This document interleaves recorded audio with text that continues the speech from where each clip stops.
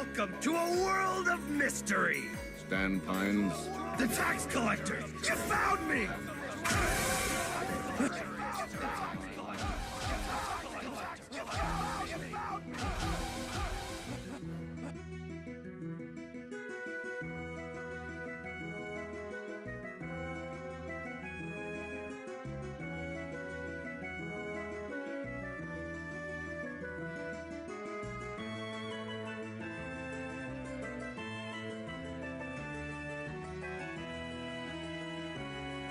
Welcome to a world of mystery! Stan Pines. The tax collector! You found me!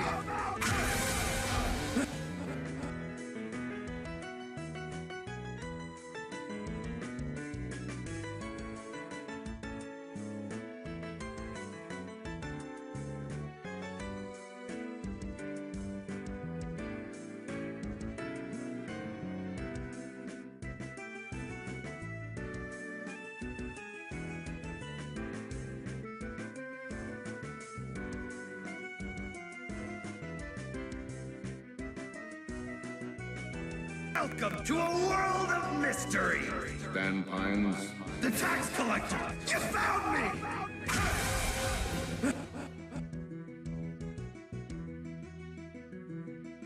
Welcome to a world of mystery!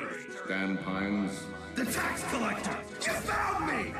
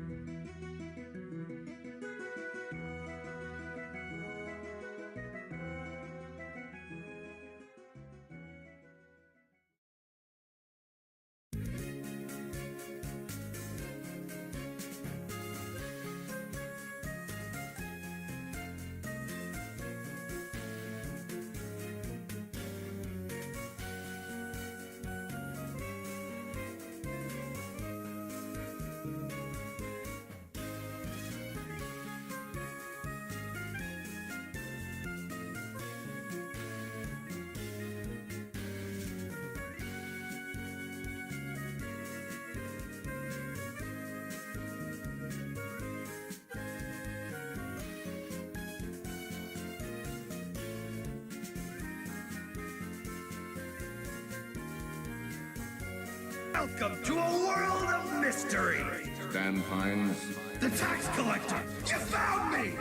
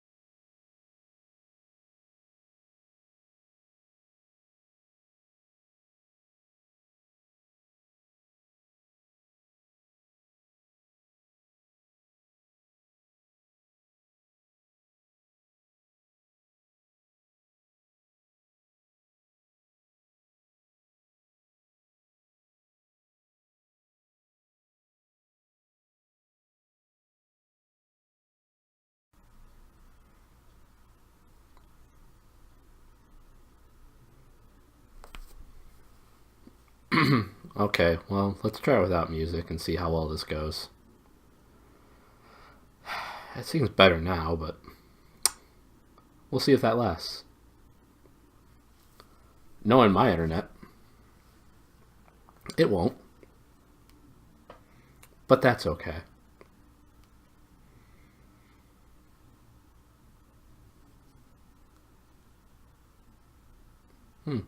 Down to 0. That's cool. Oh.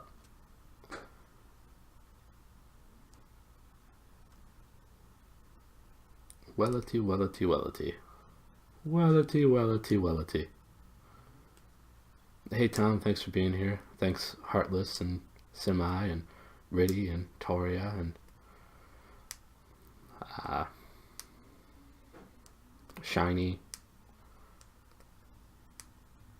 and everybody that showed up. Thank you all for being here. I think I hit everybody. I think the call was here earlier too. Sorry I missed her. Riddy, Toria, Heartless, Semi, Shiny. Yeah, I think that's... Oh, thanks phone. You're louder than I am. Oh. Well, the Wi-Fi just went out on my phone. This might be part of why I'm having such a bad connection. Hopefully it doesn't happen here too. Because if it does, that might be why.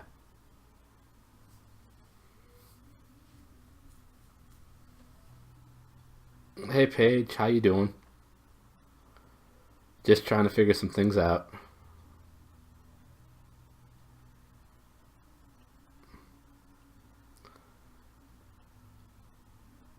Ooh, this is dropping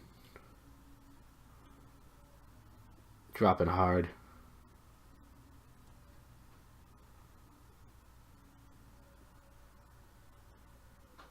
Can you stabilize internet?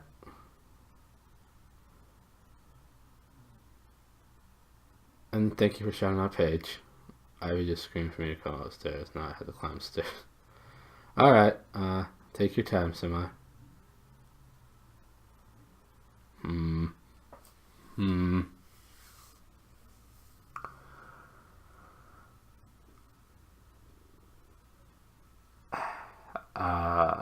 I'm not dropping as many frames, so there's that. And yes, I hope you're having a great dinner. I guess we'll just give this a try, and just let me know.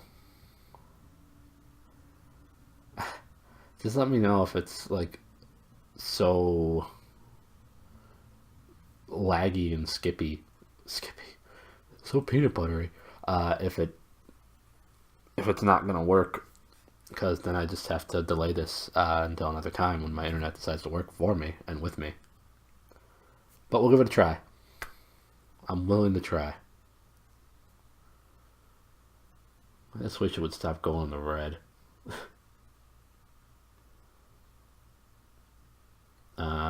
Let's get rid of this opening screen. Well, in a second I will.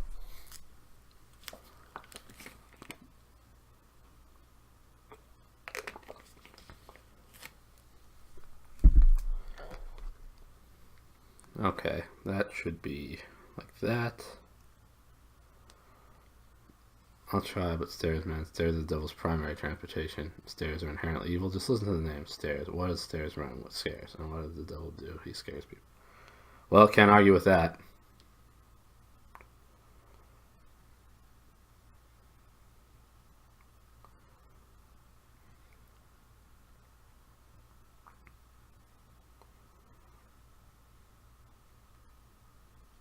One second.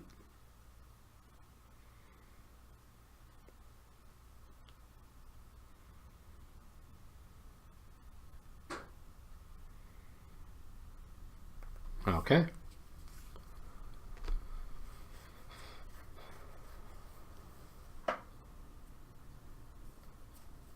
Way to go, Semi. I'm proud of you.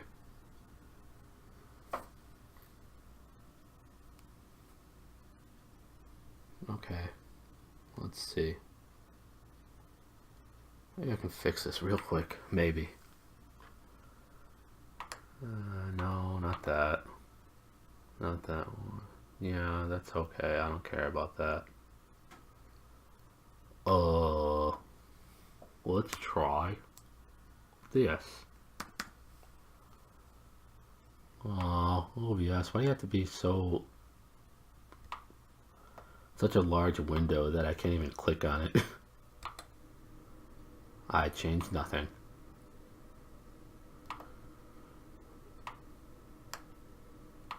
Apply. Oh, I guess it automatically applied. That's cool. Fine, be that way. I think I did nothing. In fact, I'm certain I did nothing. Well, so much for that.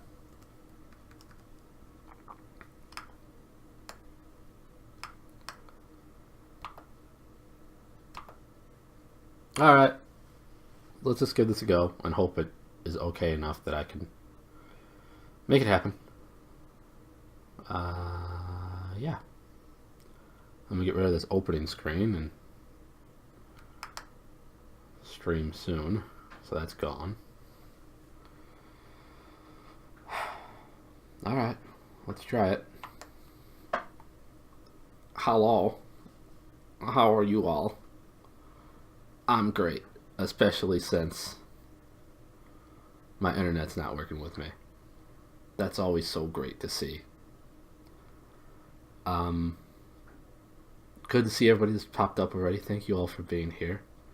Please let me know if the lag or the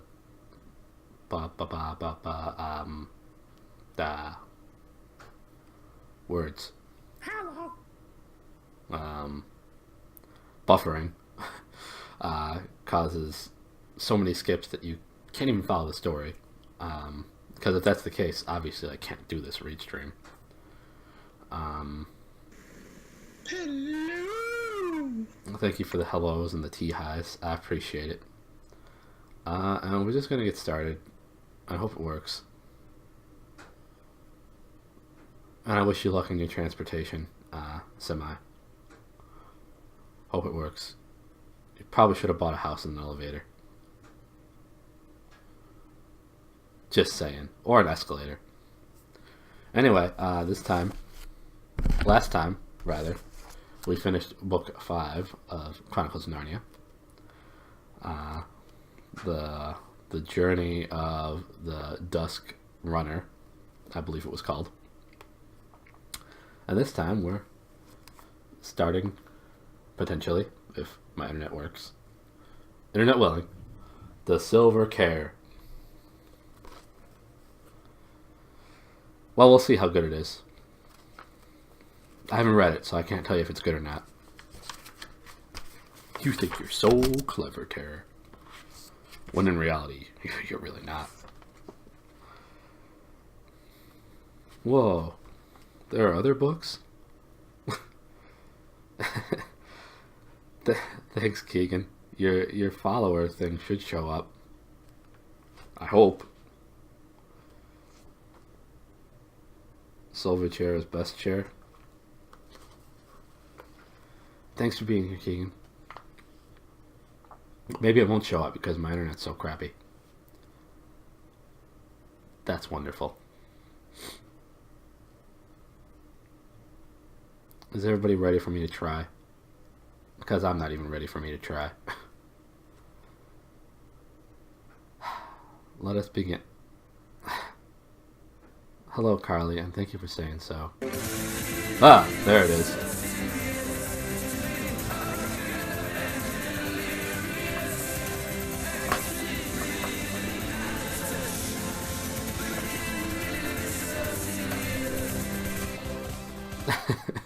Thank you so much for the follow, Keegan. I greatly appreciate it. Hope you enjoy your time here. And should I go through the whole spiel anyway? I'm Dr. Terror. Hello. Thank you for the follow. You caught me in the middle of one of my many read streams. But I also play a variety of games. A lot of old school Nintendo stuff, but I'll be moving on to other stuff, including some PS4 streams and just just a variety of random and fun streams. So I hope that you'll enjoy those. I hope that you enjoy this, and thank you again for the follow. Yeah! Tara's the most beautiful person in every conceivable universe where Taras exist. I think I'm the only universe in which I exist. I think. There might be other doppelgangers in other universes, but they're not the same thing as this Tara. Anyway, now I'm going to start. So, Chapter 1. Chapter the 1. Behind the gym. What's a gym? Oh, gym. Behind the gym. Off to a rip-roaring good start. It was a dull autumn day, and Jill Pole was carrying behind the gym. She was... crying. Wow. Was crying behind the gym. She was crying because they had been bullying her. This is not going to be a school story, so I shall say as little as possible about Jill's school. Good. Which is not a pleasant subject. It was a co-educational, a school for both boys and girls, that used to be called a mixed school. Some said it was not nearly so mixed as in the minds of the people who ran it. These people had the idea that boys and girls should be allowed to do what they liked, and unfortunately, what 10 or 15 of the biggest boys and girls liked best was bullying the others. All sorts of things, horrid things, went on which at the ordinary school would have been found out and stopped in half a turn. But at this school, they weren't. Or even if they were, the people who did them were not expelled or punished. The head said that they were interesting psychological cases and sent for them and talked to them for hours. And if you knew the right sort of things to say to the head, the main result was that you became rather a favorite than otherwise. That was why Jill Pole was crying on that dull autumn day on the damp little path which runs between the back of the gym and the shrubbery, and she hadn't nearly finished her cry when a boy came round the corner of the gym whistling, with his hands in his pockets. He nearly ran into her. "Can't you look where you're going?" said Jill Pole. "All right," said the boy. "You needn't start..." And then he noticed her face. "I say, Pole," he said. "What's up?" Jill only made faces, the sort you make when you're trying to say something, but find that if you speak, you'll start crying again. Yeah, I know that face. "It's them, I suppose, as usual," said the boy, grimly, digging his hands farther into his pockets. Jill nodded. There was no need for her to say anything, even if she could have said it. They both knew. "Now look here," said the boy. There's no good us all..." He meant well, but he did talk rather like someone beginning a lecture. Jill suddenly flew into a temper, which is quite a likely thing to happen if you have been interrupted in a cry. "Oh, go away and mind your own business," she said. "Nobody asked you to come barging in, did they? And you're a nice person to start telling us what we all ought to do, aren't you? I suppose you mean we ought to spend all our time sucking up to them and currying favor and dancing attendance on them like you do." "Oh, no," said the boy, sitting down on the grassy bank at the edge of the shrubbery, and very quickly getting up again, because the grass was wet. His name, unfortunately, was Eustace Scrubb. But he wasn't a bad sort. But his voice might change now. Quick pause. Is it still running okay for everybody? Is the story being cut off in any way by people? For people? Because if it is, obviously I can't continue. But if it's not, then I'll keep going. And Eustace's voice is going to change now that I realize that it's Eustace who's talking. So I'm going to take a moment for you to catch up. Okay. It seems to be going well. That's great. Thank you for the hashtag #WeLoveTerror. I appreciate it. That'll never trend, but I appreciate it. It seems to be going well. Hey, Bronco, it's been a while. How are you? You caught me in a read stream. Hope you've been well. I'm going to grab some water real quick. My throat's dry.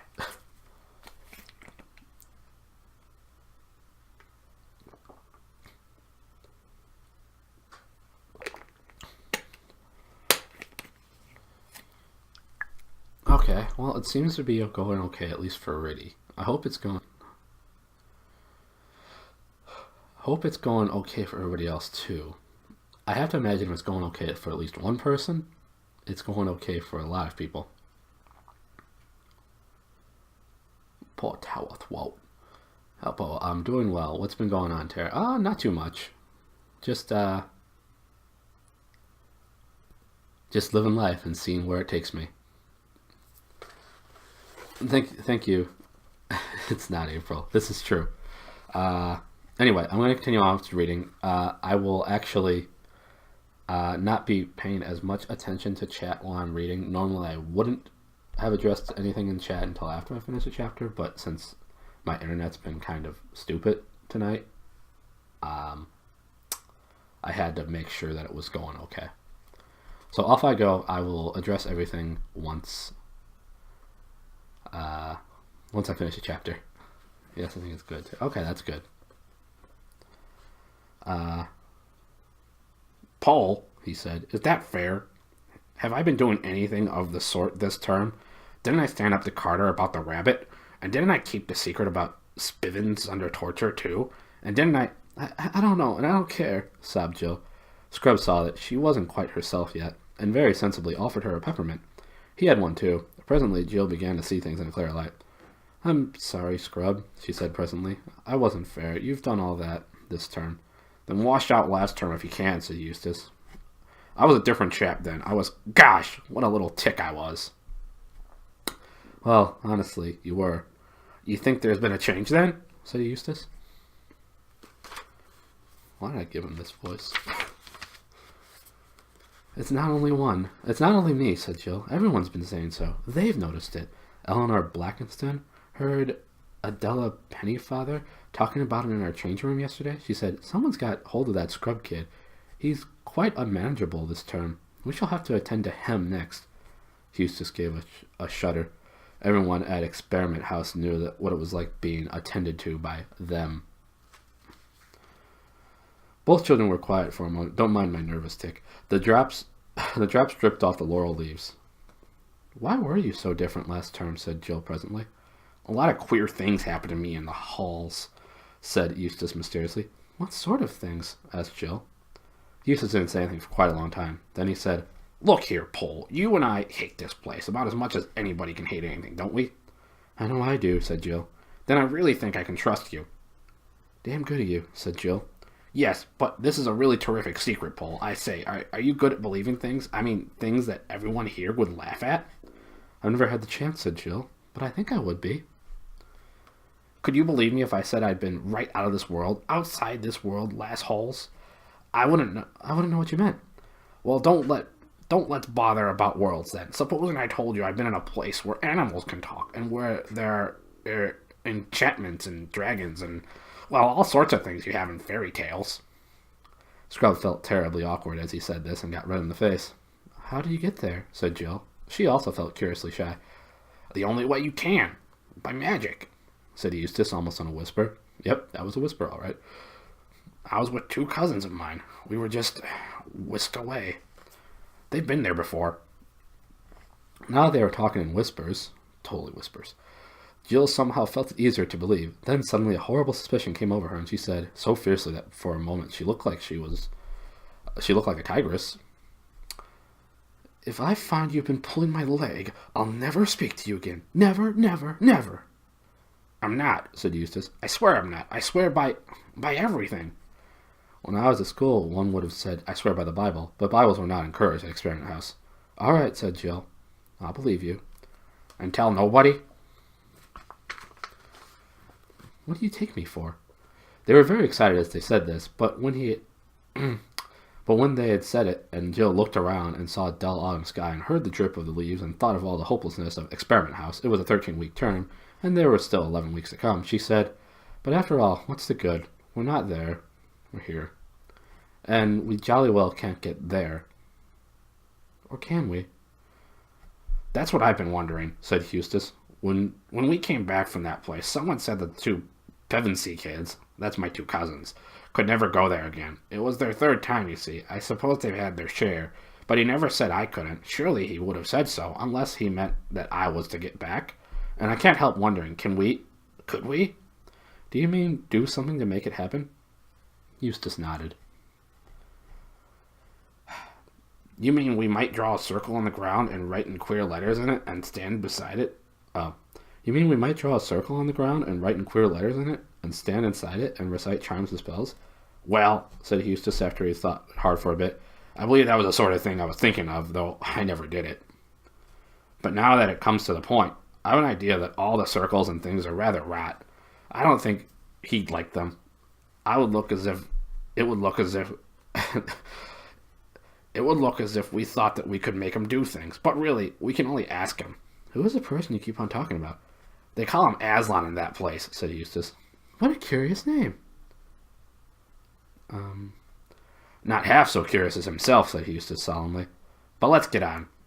It can't do any harm just asking. Let's stand side by side like this, and we'll hold out our arms in front of us with the palms down like they did in Ramondu's Island.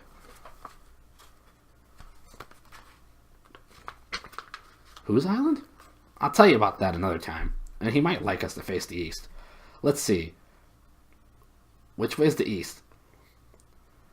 I don't know, said Jill. It's an extraordinary thing about girls that they never know the points of the compass, said Eustace. You don't know either, said Jill indignantly. Yes, I do. If you only didn't keep on interrupting, I got it now. That's the east, facing up in the laurels. Now, will you say the words after me? What words? Asked Jill. The words I'm going to say, of course, answered Eustace. Now. And he began. Aslan, Aslan, Aslan. Aslan, Aslan, Aslan, repeated Jill. Please let us two go in two. At that moment, a voice from the other side of the gym was heard shouting, Poe? Yes, I know where she is. She's blumming behind the gym. Shall I fetch her out? Jill and Eustace gave one glance at each other, dived on the laurels, and began scrambling up the steep earthy slope of the shrubbery at a speed which did them great credit. Owing to the curious methods of teaching at Experiment House, one did not learn much French or maths or Latin or things of the sort, but one did learn a lot about getting away quickly and quietly when they were looking for one. After about a minute's scramble, they stopped to listen, and knew by the noises they heard that they were being followed. If only the door was open again, said Scrub as they went on, and Jill nodded. For at the top of the shrubbery was a high stone wall, and in that wall a door by which you can get out onto the open moor. The door was nearly always locked, but there had been times when people had found it open, or perhaps there had been only one time, but you may imagine how the memory of even one time kept people hoping and trying the door.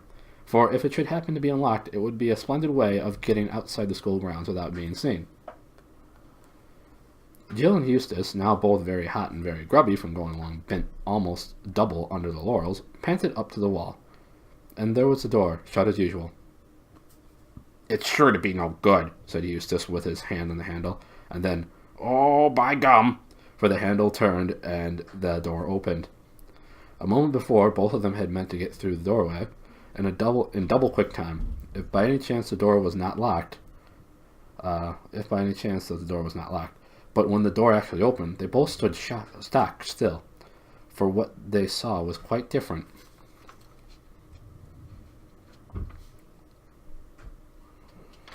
Quite different from what they had expected. They had expected to see the gray, heathery slope of the moor going up and up to join the dull autumn sky. Instead, a blaze of sunshine met them. It poured through the doorway at the light, as the light of a June day pours into the garage when you open the door. It made the drops of water on the grass glitter like beads and showed up the dirtiness of Jill's tear-stained face. And the sunlight was coming from what certainly did look like a different world. What they could see of it. They saw smooth turf, smoother and brighter than Jill had ever seen before, the blue sky, and darting to and fro, things so bright that they might have been jewels or huge butterflies. Although she had been longing for something like this, Jill felt frightened. She looked at Scrub's face and saw that he was frightened too. Come on, Pole, he said in a breathless voice. Can we get back? Is it safe? Asked Jill. At that moment, a voice shouted from behind, a mean, spiteful little voice. Now then, Pole, it squeaked. Everyone knows you're there. Down you come. It was the voice of Edith Jackal, not one of them herself, but one of their hangers-on and tale-bearers. Quick, said Scrub. Here, hold hands. We mustn't get separated. And before she quite knew what was happening, he had grabbed her hand and pulled her through the door, out of the school grounds, out of England, out of our whole world, into that place. The sound of Edith Jackal's voice stopped as suddenly as the voice on the radio wanted to switch off. Instantly, there was a quite different sound all about them. It came from those bright things overhead, which now turned out to be birds. They were making a riotous noise, but it was much more like music, rather advanced music, which you don't quite take in at first hearing, than birds' songs ever are in our world. Yet, in spite of singing, there was a sort of background of immense silence. That silence, combined with the freshness of the air, made Jill think that they must be on top of a very high mountain. Scrubs still had her by the hand, and they were walking forward, staring about them on every side. Jill saw the huge trees, rather like cedars, but bigger, grew in every direction. But as they did not grow close together, and as there was no undergrowth, they did not prevent one from seeing a long way into the forest to left and right. And as far as Jill's eye could reach, it was all the same, low-level turf. Darting birds with yellow or dragonfly, blue, or rainbow plumage, blue shadows, and emptiness. There was not a breath of wind in that cool, bright air. It was a very lonely forest. Right ahead there was no trees, only blue sky. They went straight on, without speaking, till suddenly Jill heard Scrubs say, "Look out!" and felt herself jerked back. They were at the very edge of a cliff. Jill was one of those lucky people who have a good head for heights. She didn't mind in the least standing on the edge of a precipice.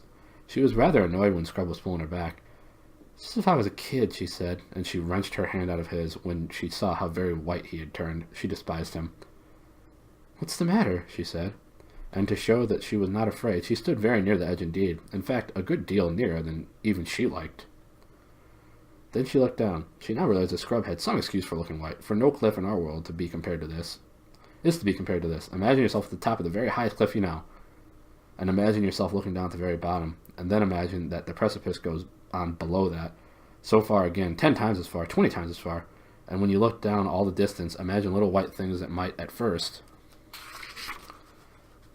glance be mistaken for sheep, but presently you realize that they are clouds, not little wreaths of mist, but the enormous white puffy clouds, which are themselves as big as most mountains. And at last, in between the clouds, you get your first glimpse of the real bottom, so far away that you can't make out whether it's field or wood, or land or water, farther down below those clouds than you are above them. Jill stared at it. Then she thought that perhaps, after all, she would step back a foot or so from the edge, but she didn't like to, for fear of what Scrub might think.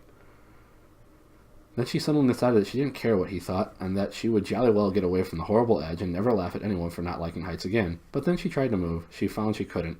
But when she tried to move, her legs seemed to have turned into putty. Everything was swimming before her eyes. "What are you doing, Pole? Come back, blithering little idiot!" shouted Scrub, but his voice seemed to be coming from a long way off. She felt him grabbing at her, but by now she had no control over her own arms and legs. There was a moment's struggling on the cliff's edge. Jill was too frightened and dizzy to know what quite she was doing, but two things she remembered as long as she lived. They often came back to her in dreams. One was that she had wrenched herself free of Scrub's clutches. The other was that at the same moment Scrub himself, with a terrified scream, had lost his balance and gone hurtling to the depths. Fortunately, she was given no time to think over what she had done. Some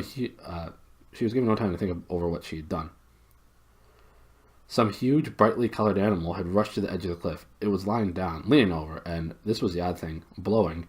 Not roaring or snorting, but just blowing from its wide-open mouth, blowing out as steadily as a vacuum cleaner sucks in. Jill was lying so close to the creature that she could feel the breath vibrating steadily through its body. She was lying still because she couldn't get up. She was nearly fainting. Indeed, she wished she could really faint, but faints don't come for the asking. At last, she saw, far away below her, a tiny black speck floating away from the cliff, and slightly upward. As it rose, it also got farther away. By the time it was nearly on level with the cliff top, it was so far off that she had lost sight of it. It was obviously moving away from them at a great speed. Jill couldn't help thinking that the creature at her side was blowing it away. So she turned and looked at the creature. It was a lion! End of chapter 1.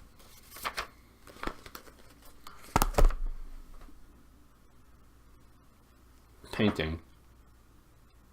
Oscar pointed out the painting. Yeah, it's a nice painting. I agree. Alright, so that was the end of the first chapter. Everybody that's here did for the entirety of it.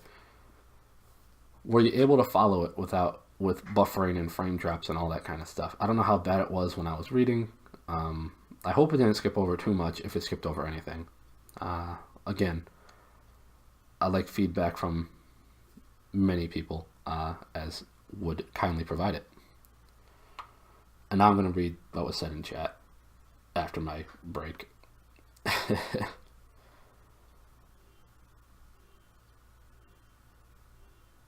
Fortunately, I don't think it was too much. Reading's hard. I see there's talk about hedgies, and hedgies are pretty great. And they are cute emotes. Poor Towat Woe. Welcome to a world of mystery. Stand finds. The tax collector. I dropped 12,000 frames. Summer, thank you so much for the host. I appreciate it. How you doing, Oscar? Thanks for being here. And thank you for shouting out Oscar as well. I'm gonna lurk. I gotta wake up at 6 a.m. tomorrow. Anyway, I'll leave the tab open. Okay, Semi, have a good night. I'm sure you already went to bed quite a while ago. But I do appreciate you being here, and I hope you have a good night. Best wishes. Terry, what is your fabulous scarf? Oh. It's actually, it's a scarf that somebody gave me. I think my mom got it for me a couple years ago, which I will show in full in just a moment.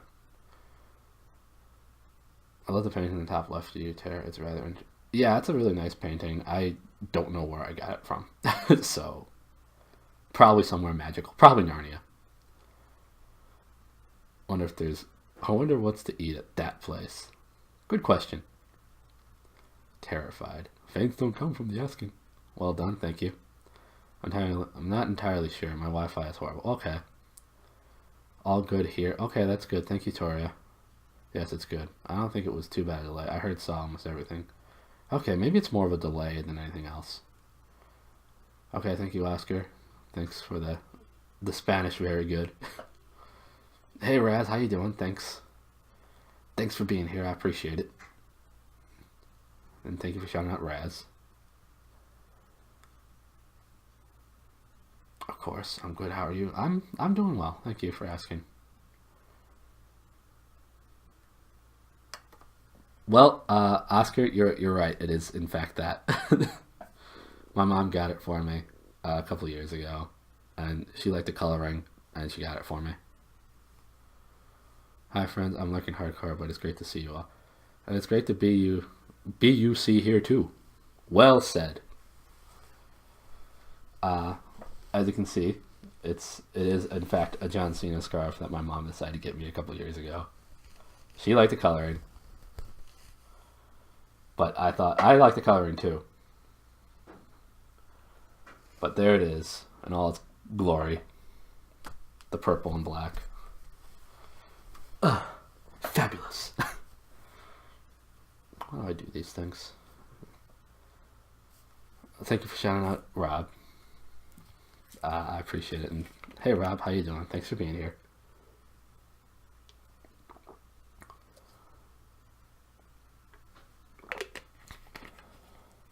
Mama Terry got you a Cena scarf. Yeah, it was, like I said, a few years ago. Wish it was more recently.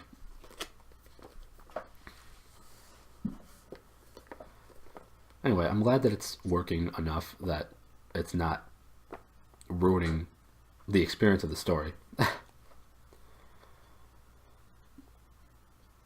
Excellent scarf. I agree. The coloring purple is better than the orange yellow. I agree. Yeah, I like the purple yellow combination. I'm doing well. I had a concert yesterday, which I think I mentioned in Oscar's stream. I don't know if you were there when I was talking about it a little bit, but had a concert yesterday. It was a lot of fun, and I was happy I got to go. I even ran into the hostess that does my trivia usually. Hello, telephone. I'll pick it up. I'll check the messages later.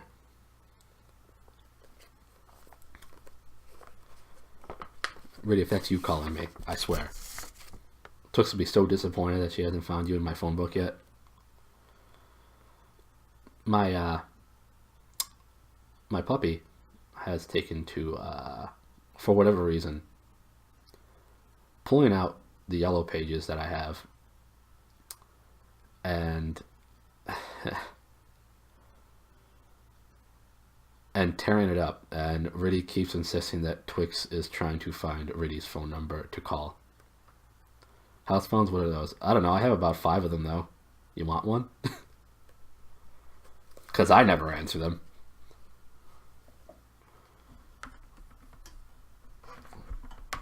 I mean, I appreciate you calling me, Riddy.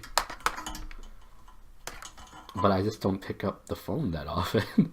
The concert was for my favorite band. They Might Be Giants.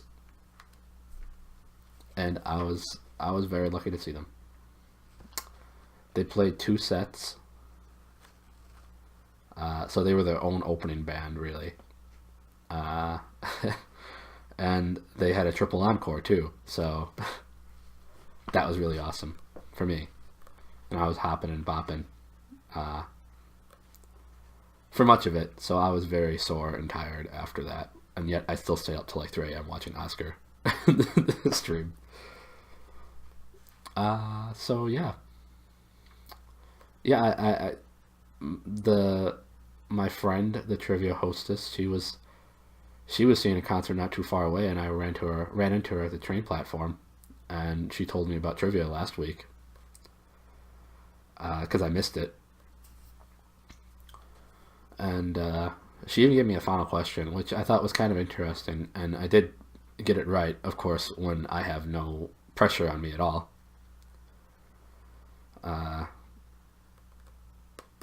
Which I could even ask you guys if you want to try it. Ant-Man saved the day, yay.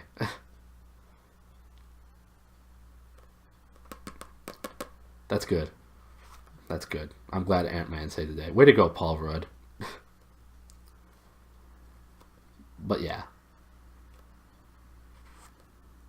I can give you that trivia question, that trivia final if you people want to try it out. If not, that's understandable too. Just let me know in between chapters. I'll ask at the end of the next chapter, I suppose, if there's interest. And giving it a shot, why not? But now I'm going to go into the next chapter, so please pardon me.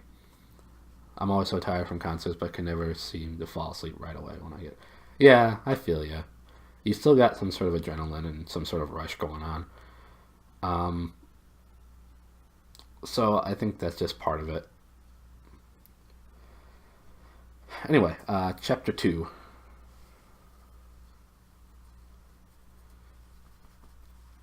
Oh, hit me with the trivia. Let's see. The category was cartoons, or maybe it was just Nickelodeon specifically. Welcome to hashtag Terra Trivia. We have a great show for you tonight. Let me just real quick reference the name exactly, because I don't want to mislead people with my pronunciation. So I'll just put it in chat, actually. So one moment. One moment, please.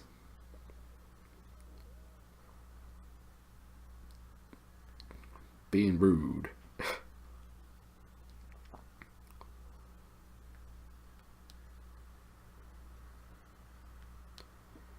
Pro streamer.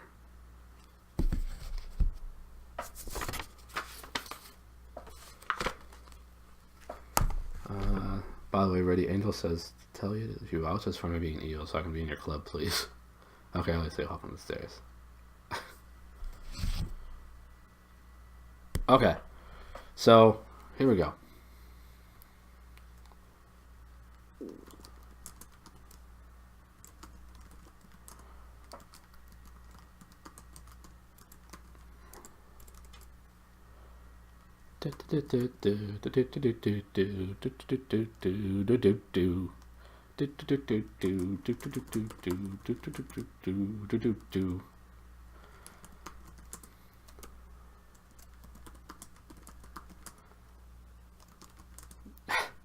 You should totally stream Terra Trivia.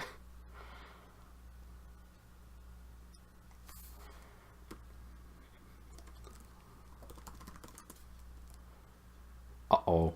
Okay. Oh, no.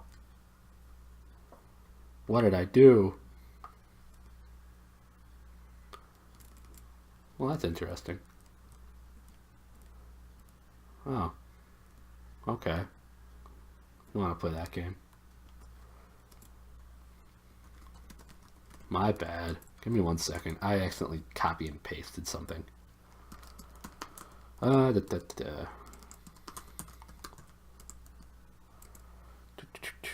Such a weird name.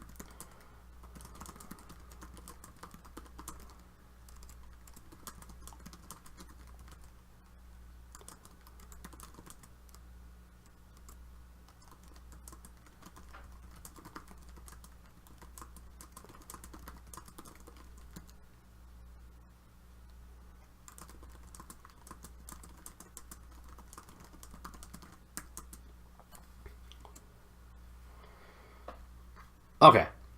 I'll let people mull over that, and I'll let them know if they're right afterwards. So here we go.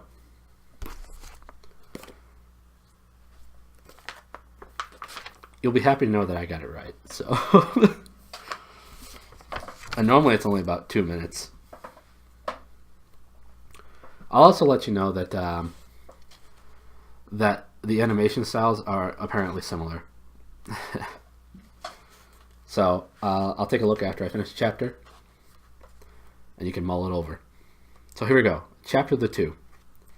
Jill is given a task. Without a glance at Jill, the lion rose to its feet and gave one last blow. Then, as if satisfied with its work, it turned and stalked slowly away, back into the forest. It must be a dream. It must. It must. Said Jill to herself. I'll wake up in a moment, but it wasn't, and she didn't. I do wish we'd never... Also worth noting that a spin-off of Rugrats is not an acceptable answer, if anybody has said that. I do wish we'd never come to this dreadful place, said Jill. I don't believe Scrub knew any more about it than I do. Or if he did, he had no business to bring me here without warning me what it was like. It's not my fault. He fell over that cliff. If he had left me alone, we should both be all right. Then she remembered again the scream that Scrub had given when he fell, and burst into tears. Crying is all right in its way while it lasts, but you have to stop sooner or later, and then you still have to decide what to do. When Jill stopped, she found she was dreadfully thirsty. She had been lying face downward, and now she sat up. The birds had ceased singing, and there was a perfect silence except for one small, persistent sound, which seemed to come from a good distance away. She listened carefully, and felt almost sure it was the sound of running water. Jill got up and looked around her very carefully. There was no sign of the lion, but there were so many trees that it might easily be quite close without her seeing it. For all she knew, there might be several lions, but her thirst was so bad now, and she plucked up her courage to go and look for the running water. She went on tippy toes, stealing cautiously from tree to tree, and stopping to peer around her at every step. The wood was so still that it was not difficult to decide where the sound was coming from. It grew clearer every moment, and sooner than she expected, she came to an open glade and saw the stream, bright as glass, running across the turf, a stone's throw away from her. But although the sight of the water made her feel 10 times thirstier than before, she didn't rush forward and drink. She stood as still as if she had been turned to stone, and her mouth wide open, and she had a very good reason. Just on the side of the stream lay the lion. It lay with its head raised and its 2 forepaws out in front, like the lions in Trafalgar Square. I probably mispronounced that. She knew at once that it had seen her, for its eyes looked straight into hers for a moment, and then she turned away as if she knew her quite well, and didn't think much of her. I know that look. If I run away, it'll be after me in a moment, thought Jill, and if I go on, I shall run straight into its mouth. Anyway, she couldn't have moved if she had tried, and she couldn't take her eyes off of it. How long this lasted, she could not be sure. It seemed like hours, and the thirst became so bad that she almost felt she would not mind being eaten by the lion if only she could be sure of getting a mouthful of water first. If you're thirsty, you may drink. Those were the first words she heard since Scrub had spoken to her on the edge of the cliff. For a second she stared here and there, wondering who had spoken. Then the voice said again, If you are thirsty, come and drink. And of course, she remembered what Scrub had said about animals talking to the other world, and realized that it was a lion speaking. Anyway, she had seen its lips move this time, and the voice was not like a man's. It was deeper, wilder, stronger, a sort of heavy, golden voice. It did not make her any less frightened than she had been before, but it made her frightened rather a different way. Are you not thirsty? Said the lion. I'm dying of thirst, said Jill. Then drink, said the lion. Would you mind going away while I do? Said Jill. The lion answered, this only by a look and a very low growl. Totally an excellent growl. And as Jill gazed at the motionless bulk, she realized that she might as well have asked the whole mountain to move aside for her convenience. The delicious rippling noise of the stream was driving her nearly frantic. Will you promise not to do anything to me if I do come? Said Jill. I make no promise, said the lion. Jill was so thirsty now that without noticing that she had come a step nearer. Do you eat girls? She said. I have swallowed up girls and boys, women, men, kings, emperors, cities, and realms, said the lion. It didn't say this as if it were boasting, nor if it was sorry, nor as if it were angry. It just said it. I daren't come and drink, said Jill. Then you will die of thirst, said the lion. Oh dear, said Jill, coming another step nearer. I suppose I must go and look for another stream then. There is no other stream, said the lion. It never occurred to Jill to disbelieve the lion. No one who had seen his stern face could do that, and her mind suddenly made itself up. It was the worst thing she ever had to do, but she went forward to the stream, knelt down, and began scooping up water in her hand. It was the coldest, most refreshing water she had ever tasted. You didn't need to drink much of it, for it quenched your thirst at once. Before she tasted it, she had been intending to make a dash away from the lion the moment she had finished. Now she realized that this would be on the whole the most dangerous thing of all. She got up and stood there with her lips wet from drinking. Come here, said the lion. And she had to. She was almost between its front paws now, looking straight into his face. But she couldn't stand there that for long. She dropped her eyes. Human child, said the lion. Where is the boy? He fell over the cliff, said Jill. And added, Sir, she didn't know what else to call him, and it sounded cheek to call him nothing. How did he come to do that, human child? He was trying to stop me from falling, sir. Why were you so near the edge, human child? I was showing off, sir. That is a very good answer, human child. Do so no more. And now. Here, for the first time, the lion's face became a little less stern. The boy is safe. I have blown him to Narnia. But your task will be harder because of what you have done. Please, what task, sir? Said Jill. The task of which I called you and him here, out of your own world. This puzzled Jill very much. It's mistaking me for someone else, she thought. She didn't dare tell the lion this, though. She felt things would get into a dreadful muddle unless she did. Speak your thoughts, human child, said the lion.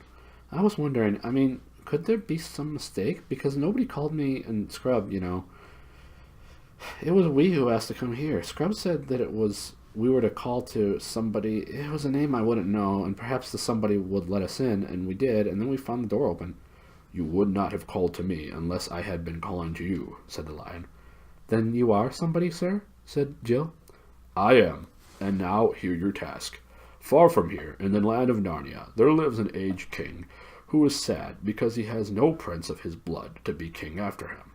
He has no heir because his only son was stolen from him many years ago. And no one in Narnia knows where the prince went, or whether he is still alive, but he is. I lay on you this command, that you seek the lost prince until either you have found him and brought him to his father's house, or else died in this attempt, or else gone back to your own world. How, please? Said Jill. I will tell you, child, said the lion. These are the signs by which I will guide you in your quest. First, as soon as the boy Eustace sets foot in Narnia, he will meet an old and dear friend. He must greet that friend at once. If he does, you will both have good health. Second, you must journey out of Narnia to the north till you come to the ruined city of the ancient giants. Third, you shall find a writing on the stone in that ruined city, and you must do what the writing tells you. Fourth, you will know the lost prince, if you find him, by this, that he will be the first person you have met in your travels who will ask you to do something in my name, in the name of Aslan. As the lion seemed to have finished, Jill thought she should say something, so she said, Thank you very much. I see. Child, said Aslan in a gentler voice than he had yet used, perhaps you do not see quite as well as you think, but the first step is to repeat to me, in order, the 4 signs. Jill tried and didn't get them quite right, so the lion corrected her and made her repeat them again and again until she could say them perfectly. He was very patient over this, so that when it was done, Jill plucked up courage to ask, Please, how am I to get to Narnia? On my breath, said the lion, I will blow you into the west of the world, as I blew Eustace. Shall I catch him in no time to tell him the first sign? But I suppose it won't matter. If he sees an old friend, he's sure to go up and speak to him, isn't he? You will have no time to spare, said the lion. That is why I must send you at once. Come, walk before me to the edge of the cliff. Jill remembered very well that if there was no time to spare, that it was her own fault. If I hadn't been made such a fool of myself, Scrub and I would have been going together, and he'd had heard all the instructions as well as me, she thought. So she did as she was told. It was very alarming walking back to the edge of the cliff, especially as the lion did not walk with her, but behind her, making no noise on his soft paws. But long before she had gotten anywhere near the edge, the voice behind her said, Stand still. In a moment I will blow, but first, remember the signs. Say them to yourself when you wake in the morning, and when you lie down at night, and when you wake in the middle of the night. And whatever strange things may happen to you, let nothing turn your mind from following the signs. And secondly, I give you a warning. Here on the mountain, I have spoken to you clearly. I will not often do so down in Narnia. Here on the mountain, the air is clear, and your mind is clear. As you drop down into Narnia, the air will thicken. Take great care that it does not confuse your mind, and the signs which you have learned here will not look at you as you expect them to look when you meet them there. That is why it's so important to know them by heart, and pay no attention to appearances. Remember the signs. Believe the signs. Nothing else matters. And now, daughter of Eve, farewell. The voice had been growing softer toward the end of this speech, and now it faded away altogether. Jill looked behind her. To her astonishment, she saw the cliff already more than 100 yards behind her, and the lion himself a speck of bright gold on the edge of it. She had been setting her teeth and clenching her fist for a terrible blast of lion's breath, but the breath had really been so gentle that she had not even noticed at the moment at which she left the earth, and now there was nothing but air for thousands upon thousands of feet below her. She felt frightened only for a second. For one thing, the world beneath her was so far away that it seemed to have nothing to do with her. For another, floating on the breath of the lion, was so extremely comfortable. She found she could lie on her back or on her face and twist any which way she pleased, just as you can in water, if you've learned to float really well. And because she was moving at the same pace as the breath, there was no wind, and the air seemed beautifully warm. It was not in the least like being in an airplane, because there was no noise and no vibration. If Jill had ever been in a balloon, she might have thought it was more like that, only better. When she looked back now, she could take in for the first time the real size of the mountain she was leaving. She wondered why a mountain so huge as that was not covered with snow and ice. But I suppose all that sort of thing is different in this world, thought Jill.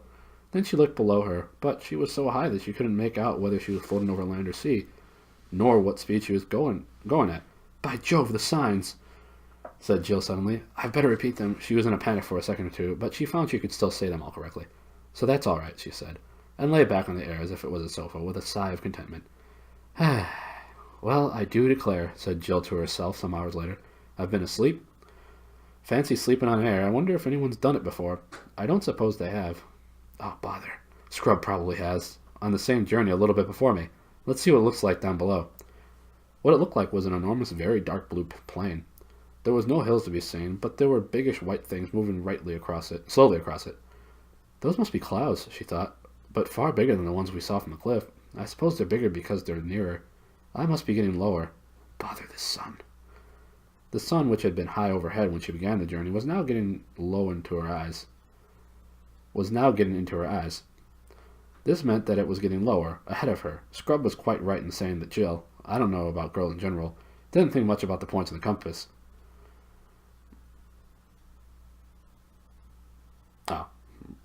Scrub was quite right in saying that Jill, I can't say about girls in general, didn't think much about the points of the compass. Otherwise, she would have known when the sun began getting in her eyes that she was traveling pretty nearly due west. Staring at the blue pane below her, she presently noticed that there were little dots of brighter, paler color in it here and there. It's the sea, thought Jill. I do believe those are islands. And so they were. She might have felt rather jealous if she had known that some of them were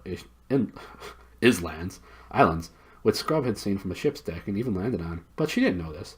Then later on she began to see that there were little wrinkles on the blue flatness, little wrinkles which must be quite big ocean waves if you were down among them. And now, all along the horizon, there was a thick dark line which grew thicker and darker, so quickly that you could see it growing. There was the first sign she had of the great speed at which she was traveling, and she knew that the thickening line must be land. Suddenly from her left, for the wind was in the south, a great white cloud came rushing toward her, this time on the same level as herself, and before she knew where she was, she had shot right into the middle of this cold, wet fogginess that took her breath away. But she was only in it for a moment. She came out blinking in the sunlight and found her clothes wet. She had on a blazer and a sweater and shorts and stockings and pretty thick shoes. It had been a muddy sort of day in England. She came out lower than she had gone in, and as soon as she did, she noticed something which I suppose she ought to have been expecting, but which came as a surprise and shock. It was noises. Up till then, she had traveled in total silence. Now, for the first time, she heard the noise of waves and the crying of seagulls, and now, too, she smelled the smell of the sea. There was no... that smelly smell. That smells smelly. Of the sea. There was no mistake about her speed now. She saw two waves meet with a smack and a spout of foam go up between them, but she had hardly seen it before it was getting 100 yards behind her. The land was getting near at a great pace. She could see mountains far inland, and other nearer mountains on her left. She could see bays and headlands, woods and fields, stretches of sandy beach. The sound of waves breaking on the shore was growing louder every second and drowning the other sea noises. Suddenly, the land opened right ahead of her. She was coming to the mouth of the river. She was very low now, only a few feet above the water. A wave top came against her toe, and a great splash of foam spurted up, drenching her nearly to the waist. Now she was losing speed. Instead of being carried up the river, she was gliding into the river bank on her left. There were so many things to notice that she could hardly take them all in. A smooth green lawn, a ship so brightly colored that it looked like an enormous piece of jewelry, towers and battlements, banners fluttering in the air, a crowd, gay clothes, armors, gold, swords, a sound of music, but this was all jumbled. The first thing that she knew was clearly that she had alighted and was standing under a thicket of trees close by the riverside, and there was only a few feet away from her was Scrub. The first thing she thought was how very grubby and untidy and generally unimpressive he looked, and the second was, how wet I am. End of chapter 2, and hello, telephone.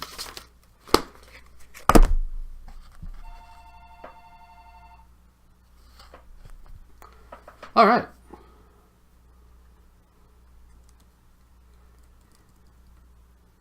Chapter 2.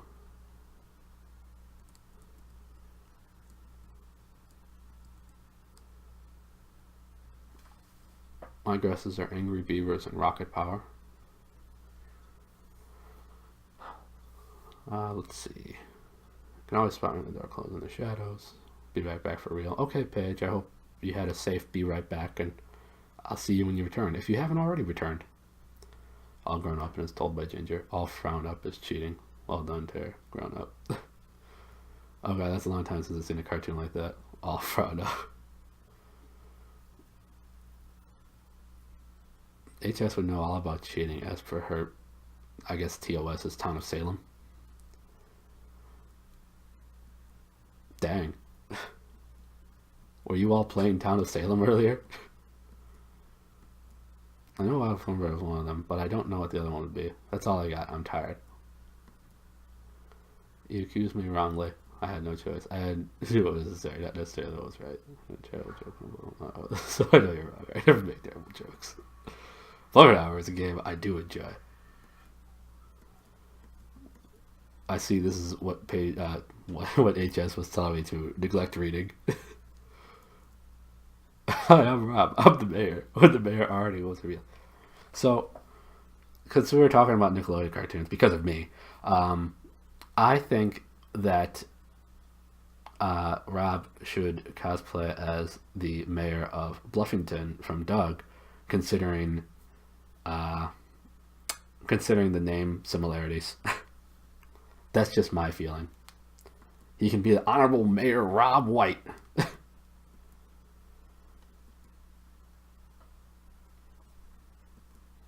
Because that was the name of the character on the show. This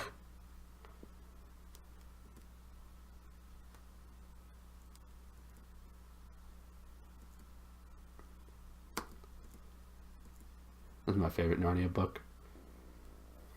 It's a great one.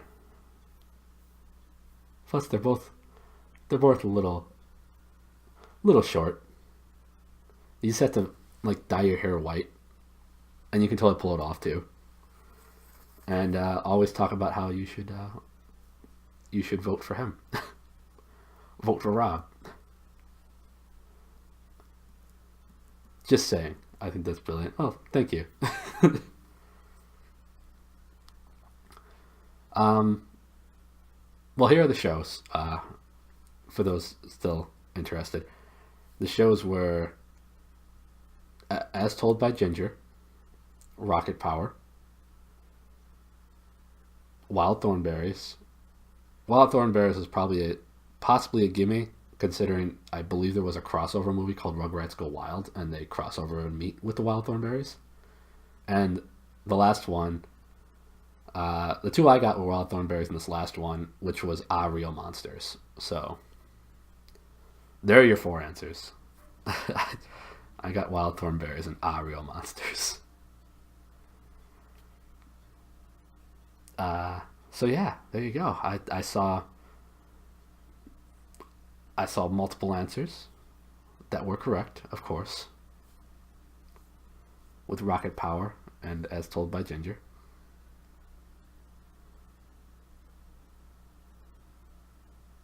At this rate, I might as well get a white tux too, and a handlebar mustache starting to go. Starting a lot. Chicken, try to be spokesperson for KFC.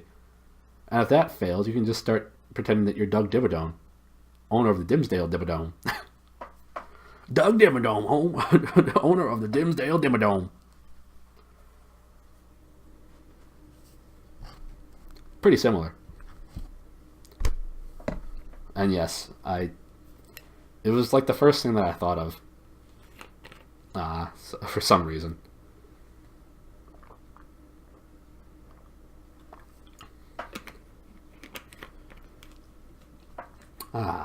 Hour in, 24,000 frames dropped.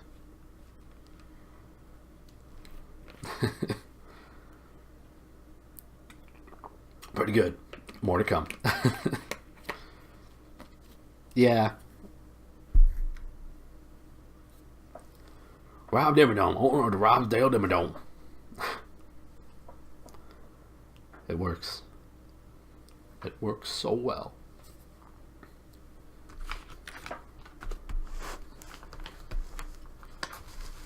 Typically there's 2 finals on Tuesday, and I just don't know what the other one was because I failed to ask. Because we got to talking about the concerts that we each saw while we were riding the train. I'll have to find out what the other one is at some point. I can just message her at any point that I want, though. Because we're buddies. And pals. Friends. I'm not your buddy guy. I'm not your guy, friend. Alright, now with that being said, let's move on, shall we? I think that's a good idea. I agree. Let's do this. Alright.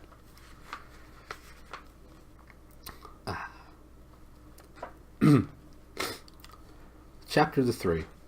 The Sailing of the King. What made Scrub look so dingy, and Jill too, if she could only have seen herself, was the splendor of their surroundings. I had better describe them at once. Through a cleft in those mountains which Jill had seen far inland as she approached the land, the sunset light was pouring over a level lawn. On the far side of the lawn, its weather vanes glittering in the light, rose a many-towered and many-turreted castle, the most beautiful castle Jill had ever seen. On the near side was a quay of white marble, and moored to this, the ship, a tall ship with a high forecastle and high poop, gilded and crimson, with a great flag at the masthead, and many banners waving from the decks, and a row of shields, bright as silver, along the bulwarks. The gangplank was laid to her, and at the foot of it, just ready to go on board, stood an old man. He wore a rich mantle of scarlet, which opened in front to show his silver mail shirt. There was a thin circlet of gold on his head. His beard, white as wool, fell nearly to his waist. He stood straight enough, leaning one hand on the shoulder of a richly dressed lord, who seemed younger than himself, but you could see he was very old and frail. He looked as if a puff of wind could blow him away, and his eyes were watery. Immediately in front of the king, who had turned round to speak to his people before going on board the ship, there was a little chair on the wheels, and harnessed to it a little donkey, not much bigger than a big retriever. In this chair sat a fat little dwarf. He was richly dressed as the king, but because of his fatness and because he was sitting hunched up against the cushions, the effect was quite different. It made him look like a shapeless little bundle of fur and silk and velvet. He was as old as the king, but more hale and hearty, with very keen eyes. His bare head, which was bald and extremely large, shone like a gigantic billiard ball in the sunset light. Farther back, in a half circle, stood what Jill at once knew to be courtiers. They were well worth looking at for their clothes and armor alone. As far as that went, they looked more like flower bed than a crowd, but what really made Jill open her eyes and mouth as wide as they could grow was the people themselves, if people was the right word, for only about 1 in every 5 was human. The rest were things you would never see in our world. Fauns, satyrs, centaurs. Jill could give them a name to those. These, for she had seen pictures of them. Dwarfs too, and there were a lot of animals she knew as well: bears, badgers, moles, leopards, mice, and various birds. But they were so very different from the animals which one called by the same names in England. Some of them were much bigger. The mice, for instance, stood on their hands and legs and were over 2 feet high. But quite apart from that, they all looked different. You could see by the expression on their faces that they could talk and think just as well as you could. Golly, thought Jill, so it's true after all. But next moment she added, wonder are they friendly? For she had just noticed on the outskirts of the crowd 1 or 2 giants had, and some people whom she couldn't give a name to at all. At that moment, Aslan and the signs rushed back to her mind. She had forgotten all about them for the last half hour. Scrub, she whispered, grabbing his arm. Scrub, quick. Do you see anyone you know? So you've turned up again, have you? Said Scrub disagreeably, for which he had some reason. Well, keep quiet, can't you? I want to listen. Don't be a fool, said Jill. There isn't a moment to lose. Don't you see an old friend here? Because you gotta go up and speak to them at once. What are you talking about? Said Scrub. It's Aslan. The lion. It says you got to, said Jill despairingly. I've seen him. Oh, have you? Oh, you have you? What did he say? He said the very first person you saw in Narnia would be an old friend, and you've got to speak to him at once. Well, there's nobody here that I've ever seen in my life before, and anyway, I don't know whether this is Narnia. Thought you said you'd been here before, said Jill. Well, you thought wrong, then. Well, I like that. You told me. For heaven's sake, try up and let's hear what they're saying. The king was speaking to the dwarf, but Jill couldn't hear what he said, and as far as she could make out, the dwarf made no answer, though he nodded and wagged his head a great deal. Then the king raised his voice and addressed the whole court, but his voice was so old and cracked that she could understand very little of his speech, especially since it was all about people and places she had never heard of. When the speech was over, the king stooped down and kissed the dwarf on both cheeks, straightened himself, raised his right hand as if it were in blessing, and went slowly and with feeble steps up the gangway and on board the ship. The courtiers appeared to be greatly moved by his departure. Handkerchiefs were got out, sounds of sobbing were heard in every direction, the gangway was cast off, trumpets sounded from the poop, and the ship moved away from the quay. It was being towed by a rowing boat, but Jill didn't see that. Now, said Scrub, but he didn't get any further because at the very moment a large white object, Jill thought for a second that it was a kite, came gliding through the air and alighted at his feet. It was a white owl, but so big that it stood as high as a good-sized dwarf. It blinked and peered as if they were short-sighted and... have a good night, Paige. Thanks for being here. Best wishes. I appreciate it. And thanks to Keegan for the follow as well. Hope you have a good night, and maybe I will see your stream tomorrow if you wind up doing it. Later. It blinked and peered as if it were short-sighted, and put its head a little to one side, and said in a soft, hooting kind of voice, Toll, who are you, Toll? My name's Scrub, and this is Pole, said Eustace. Would you mind telling us where we are? In the land of Narnia, at the king's castle of Caravel. Is that the king who's just taken ship? Toll, said the owl, sadly, shaking its big head. But who are you? There's something magic about you, Toll. I saw you arrive, you flew. Everyone else was so busy seeing the king off that nobody knew. Except me. I happened to notice you flew. We were sent here by Aslan, said Eustace in a low voice. Toll, said the owl, ruffling out his feathers. This is almost too much for me. So early in the evening, I'm not quite myself till the sun's down. Oh. And we've been sent to find the lost prince, said Jill, who had been anxiously waiting to get into the conversation. It's the first I've heard about it, said Eustace. What? What prince?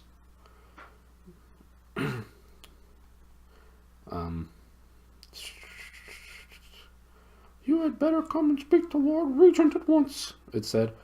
That's him, over there in the donkey carriage. Trumpkin the dwarf. The bird turned and began leading the way, muttering to itself, Oh, Toto, what a Toto! I can't think clearly yet, it's too early. What is the king's name? Asked Eustace. Caspian the 10th, said the owl, and Jill wondered why Scrub had suddenly pulled up short in his walk and turned an extraordinary color. She thought she had never seen him look so sick about anything, but before she had time to ask any questions, they had reached the dwarf, who was just gathering up the reins of the donkey and preparing to drive back to the castle. The crowd of the courtiers had broken up and were going in the same direction, by ones and twos and little knots, like people coming away from watching a game or a race. Toho, I am Lord Regent, said the owl, stooping down a little and holding its beak near the dwarf's ear. Yeah, what's that? Said the dwarf. Total strangers, my lord, said the owl. Rangers? What do you mean? Said the dwarf. I see two uncommonly grubby man-cubs. What do they want? My name's Jill, said Jill, pressing forward. She was very eager to explain the important business on which they had come. The girl's named Jill, said the owl, as loud as it could. What's that? Said the dwarf. The girls are all killed. I don't believe a word of it. What girls? Who killed them? Only one girl, my lord, said the owl. Her name is Jill. Speak up, said the dwarf. Don't stand there buzzing and twittering in my ear. Who's been killed? Nobody's been killed, hooted the owl. Who? Nobody. All right, you need to shout. I'm not so deaf as all that. What do you mean by coming here to tell me that nobody's been killed? Why should anyone have been killed? Better tell him I'm Eustace, said Scrub. The boy's Eustace, my lord, hooted the owl as loud as it could. Useless, said the dwarf irritably. I dare say he is. Is that any reason for bringing him to court? Eh? Not useless, said the owl. Eustace. Used to it, is he? I don't know what you're talking about, I'm sure. I'll tell you what it is, Master Glimfeather. When I was a young dwarf, there used to be talking beasts and birds in this country who could really talk. That wasn't all this mumbling and muttering and whispering. It wouldn't have been tolerated for a moment. Not for a moment, sir. Ernest, my trumpet, please. A little fawn, who had been standing quietly beside the dwarf's elbow all this time, now handed him a silver-eared trumpet. It was made like a musical instrument called a serpent, so that the tube curled right around the dwarf's neck. While he was getting it settled, the owl, Glimfeather, suddenly said to the children in a whisper, My brain's a bit clearer now. Don't say anything about the last prince. I'll explain later. It wouldn't do. Oh, what a to-do. Now, said the dwarf, if you have anything sensible to say, Master Glimfeather, try and say it. Take a deep breath, and don't attempt to speak too quickly.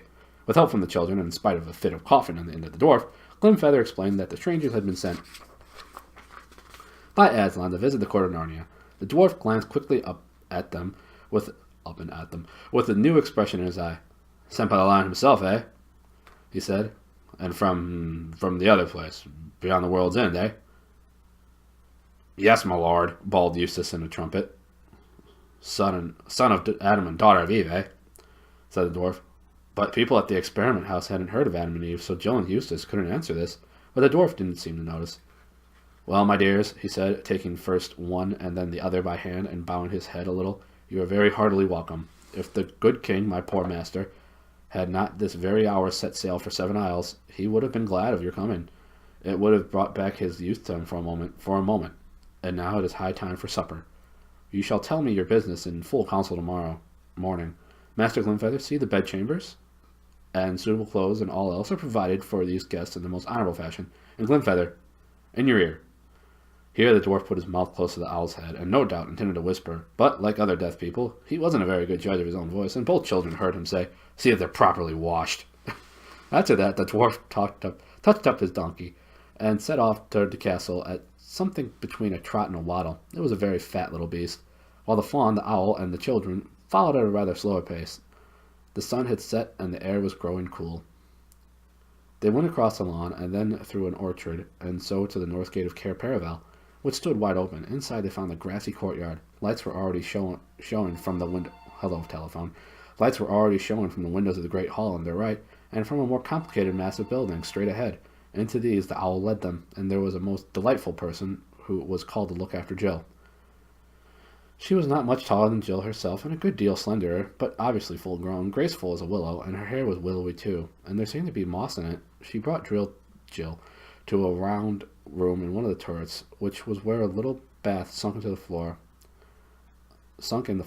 and a fire of sweet-smelling woods burning on the flat hearth, and a lamp laying by the silver chain from the vaulted roof. The window looked well into the strange land west into the strange land of Narnia, and Jill saw red remains of the sunset still glowing behind distant mountains. It made her look for more adventures, and feel sure that this was only the beginning. When she had had her bath and brushed her hair and put on clothes that had been laid out for her, they were the nice that not only they were the kind that were not only felt nice, but looked nice and smelled nice and made nice sounds when you moved as well. She would have been gone back to gaze out the excited window, but she was interrupted by a bang on the door. "Come in," said Jill, and in came Scrub, also bathed and splendidly dressed in Narnian clothes, but his face didn't look as if he were enjoying it. "Oh, here you are at last," he said crossly, flinging himself into a chair. "I've been trying to find you forever so long." "Well, now you have," said Jill. "I say, Scrub, isn't it all simply too exciting and scrumptious for words?" She had forgotten all about the signs and the lost prince for the moment. "Oh, that's what you think it is it?" said Scrub, and then after a pause, "I wish to goodness we'd never come." "Why on earth?" "I can't bear it," said Scrub. "Seeing the king, Caspian, a doddering old man like that, it's frightful." "Why, what harm does that do to you?" "Oh, you don't understand. Now that I come to think of it, you couldn't. I didn't tell you that this world has a different time from ours." "How do you mean?" "The time you spend here doesn't take up any of our time, do you see? I mean, however long we spend here, we shall still get back to Experiment House at the moment we left it." "That won't be much fun." "Oh, dry up. Don't keep interrupting. And when you're back in England, our world, you can't tell how time is going here. It might be any number of years in Narnia while we're having 1 year at home. The Pevensies explained it all to me, but like a fool I forgot about it. And now apparently it's been about 70 years, Narnian years, since I was here last. Do you see now? And I came back and find Caspian an old man." "Then the king was an old friend of yours," said Jill. A horrid thought had struck her. "I should jolly well think he was," said Scrub, miserably. "Almost as good as a friend as a chap could have, and last time he was only a few years older than me, and to see that old man with a white beard, and to remember Caspian as he was the morning we captured the Lone Islands, or in the fight with the sea serpent, oh, it's frightful. It's worse than the coming back and finding him dead." "Oh, shut up," said Jill impatiently. "It's far worse than you think. We've muffed the first sign." Of course Scrub did not understand this. Then Jill told him all about the conversation with Aslan, and the 4 signs, and the task of finding the lost prince which had been laid upon them. "So you see," she wound up, "you did see an old friend, just as Aslan said, and you ought to have gone and spoken to him at once, and now you haven't, and everything is going wrong from the very beginning." "But how was I to know?" said Scrub. "If you'd only listened to me when I tried to tell you, we'd be all right," said Jill. "Yes, and if you hadn't played the fool on the edge of the cliff and jolly near murdered me." "All right. I said murder, and I'll say it again as often as I like. So to keep your hair on, we'd have come together and both known what to do." "I suppose he was the very first person you saw," said Jill. "You must have been here for hours before me. Are you sure you didn't see anyone else but first?" "I was only here for about a minute before you," said Scrub. He must have blown you quicker than me, making up for lost time, the time you lost." "Don't be a perfect beast, Scrub," said Jill. "Hallo, what's that?" It was the castle bell ringing for supper, and thus what looked like turning into a first-rate quarrel was happily cut short. Both had good appetite by this time. Supper in the great hall of the castle was the most splendid thing either of them had ever seen, for though Eustace had been in that world before, he had spent his whole visit at the sea and knew nothing of the glory and courtesy of the Narnians at home in their own land. The banners hung from the roof, and each course came in with trumpeters and kettle drums. There were soups that would make your mouth water to think of, and the lovely fishes called pavenders, and venison, and peacock, and pies, and ices, and jellies, and fruits and nuts, and all manners of wines and fruit drinks. Even Eustace cheered up and admitted that it was something like.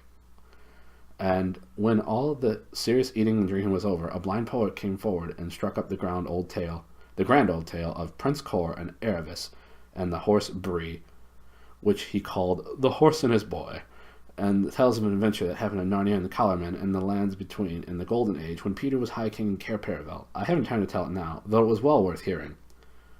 When they were dragging themselves upstairs to bed, yawning their heads off, Jill said, "I bet we'll sleep well tonight, for it had been a full day," which just shows how little anyone knows what is going to happen to them next. End of chapter 3.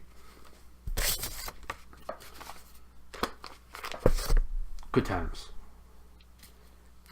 I don't think I should have given Glimfeather that voice.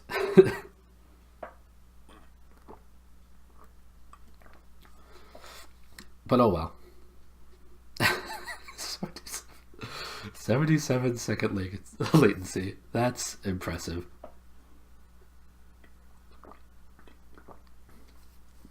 But maybe it's because of me.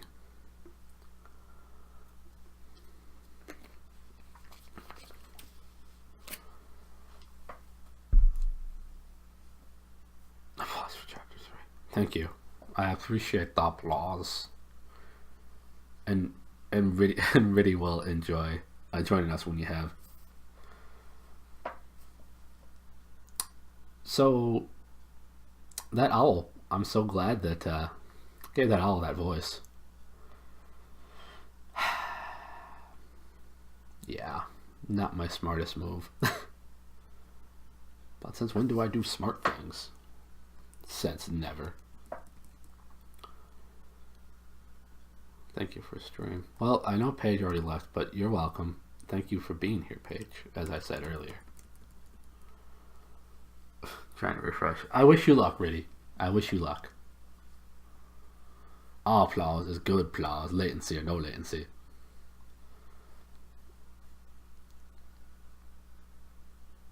Fantastic owl voice. The owl voice was fantastic.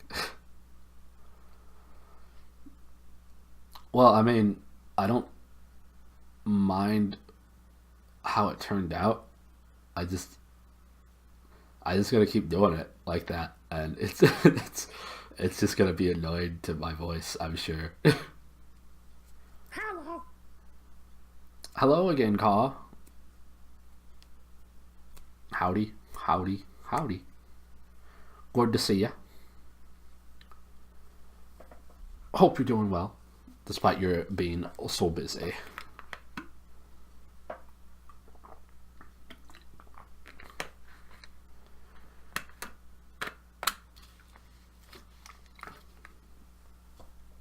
Thank you earlier for the hosts and everything.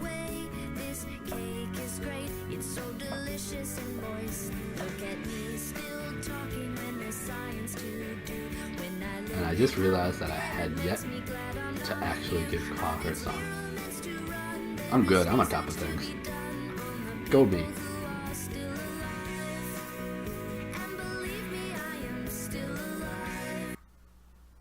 I hope you enjoy. No, it's not. I just started streaming again like last week, and I have ignored anything related to stream since I've disappeared. So I apologize. It slipped my mind. I hope you enjoy your steak and potatoes, or you did enjoy your steak and potatoes if you've already eaten it. We're 3 chapters in, I think.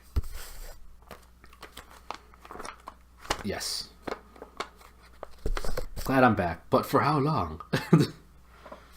Only time will tell.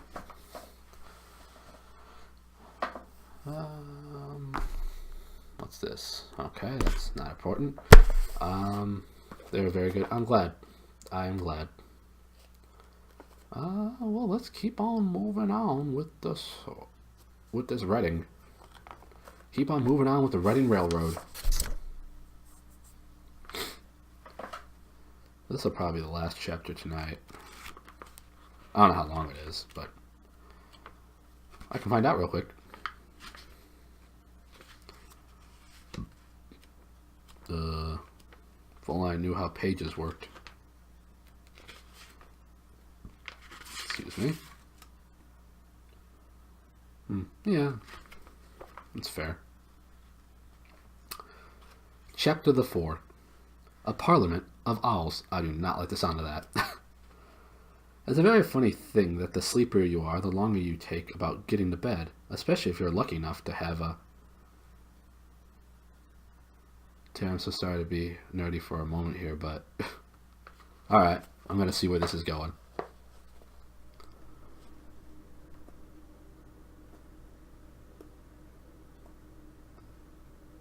Thank you for shouting out Goji.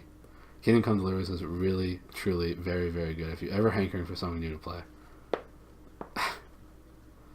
I think that's nerdy. If you're really enjoying the game, I think it's great to spread your opinion on it. I've got a few games that I need to play still, and of course I need to finish Ni no Kuni. But I did have attention toward that game before it was coming out. Not too much before, but a little bit. And I'm probably gonna wait for it to go down in price some before I grab it for myself, but I think I will grab it. But thank you. Alright, I'm going to continue with the chapter now. The Goji is worth it. Of course it is. Of course he is. It's a very funny thing that the sleepier you are, the longer you take about getting to bed, especially if you're lucky enough to have a fire in your room. Jill felt she couldn't even start undressing unless she sat down in front of the fire for a bit first, and once she had sat down, she didn't want to get up again. She had already said to herself about 5 times, I must go to bed, when she was startled by a tap on the window. She got up, pulled the curtain, and at first saw nothing but darkness. Then she jumped and started backward, for something very large had dashed itself against the window, giving a sharp tap on the glass as it did so. A very unpleasant idea came to her head. Suppose they have giant moths in this country. Ugh! But then the thing came back, and this time she was almost sure she saw a beak, and that the bird had made the tapping noise. It's some huge bird, thought Jill. Could it be an eagle? She didn't very much want a visit, even from an eagle. But she opened a window and looked out instantly with a great whirring noise. The creature alighted on the windowsill and stood there, filling up the whole window, so that Jill had to step back to make room for it. It was an owl. Hush, hush! Toho, toho, said the owl. Don't make a noise. Now, are you two really in earnest about doing what you've got to do? About the Lost Prince, you mean? Said Jill. Yes, we've got to be. For now she remembered the lion's voice and face, which she had nearly forgotten during the feasting and storytelling in the hall. Good, said the owl. There's no time to waste. You must get away from here at once. I'll go and wake the other human, then I'll come back for you. You better change those court clothes and put on something you can travel in. I'll be waiting. I'll be back in 2 toes. Toho! And without waiting for an answer, he was gone. If Jill had been more used to adventures, she might have doubted the owl's word. But this never occurred to her. And the exciting idea of a midnight escape, she forgot her sleepiness. She changed back into her sweater and shorts. There was a guide's knife on the table and a belt of the shorts, which might come in useful, and added a few of the things that had been left in the room for her by the girl with the willowy hair. She chose a short cloak that came down to her knees and had a hood, just the thing if it rained, she thought, a few handkerchiefs, and a comb. Then she sat down and waited. She was getting sleepy again when the owl returned. Now we're ready, it said. You better lead the way, said Jill. I don't know all these passages yet. Toho, said the owl. We're not going through the castle. That would never do. You must ride on me. We shall fly. Oh, said Jill, and stood with her mouth open, not much liking the idea. Shan't I be far too heavy for you? Toho, toho, don't be a fool. I've already carried the other one. Now, but we'll put out that lamp first. As soon as the lamp was out, the bit of a night which you saw through the window looked less dark. No longer black, but gray, the owl stood on the windowsill with his back to the room and raised his wings. Jill had to climb onto his short, fat body and get to her knees under the wings and grip tight. The feathers felt beautifully warm and soft, but there was nothing to hold on by. I wonder how Scrub liked his ride, thought Jill, and just as she was thinking this, with a horrible plunge, they had left the windowsill, and the wings, were making a flurry around her ears in the night air, rather cool and damp. And the wings were making a flurry around her ears, and the night air, rather cool and damp, was flying in her face. It was much lighter than she expected, and though the sky was overcast, one patch of watery silver showed where the moon was hiding above the clouds. The fields beneath her looked gray, and the trees black. There was a certain amount of wind, a hushing, ruffling sort of wind, which meant the rain was coming soon. The owl wheeled around so that the castle was now ahead of them. Very few of the windows showed lights. They flew right over it, northward, crossing the river. The air grew colder, and Jill thought she could see the white reflection of the owl in the water beneath her. But soon they were on the north bank of the river, flying above wooded country.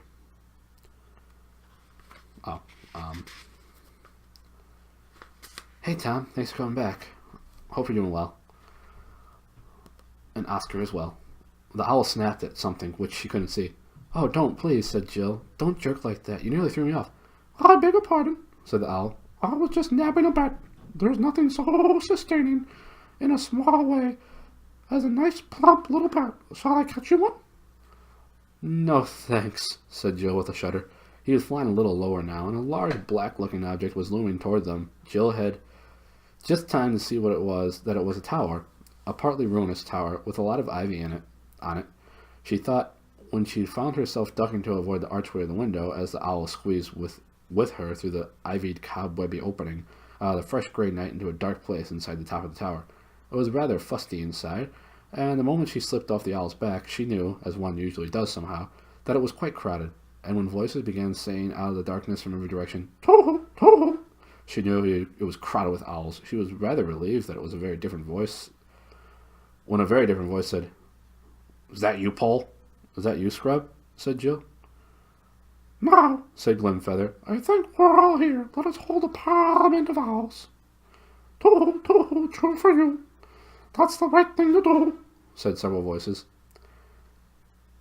"Half a moment," said Scrub's voice. "There's something I want to do first." "Do, do, do," said the owls, and Jill said, "Firehead?" "I suppose all you chaps, owls, I mean," said Scrub, "I suppose you all know that King Caspian X, in his young days, sailed to the eastern end of the world. Well, I was with him on that journey, with him and Reepicheep the Mouse and the Lord Journey and all of them. I know it sounds hard to believe, but people don't grow older in our world at the same speed as they do in yours. And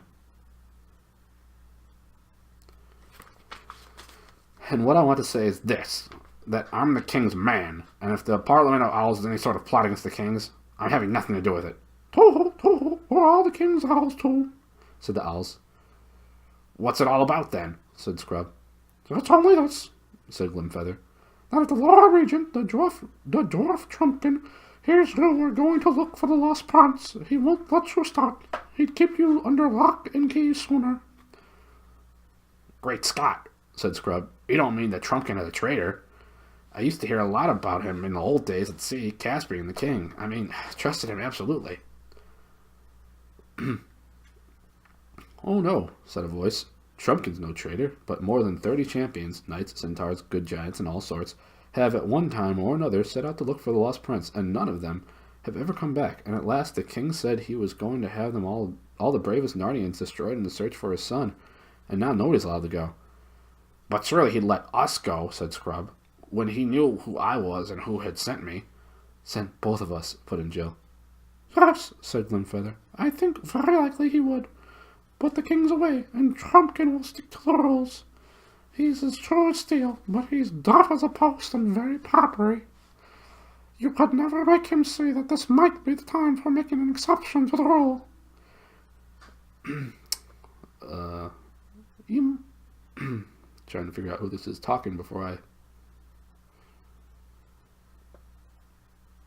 "You might think that he'd take some notice of us, because we're owls, and everyone knows how wise owls are," said someone else. "But he's so old now that he'd only say, 'You're a mere chick. I remember you when you were an egg.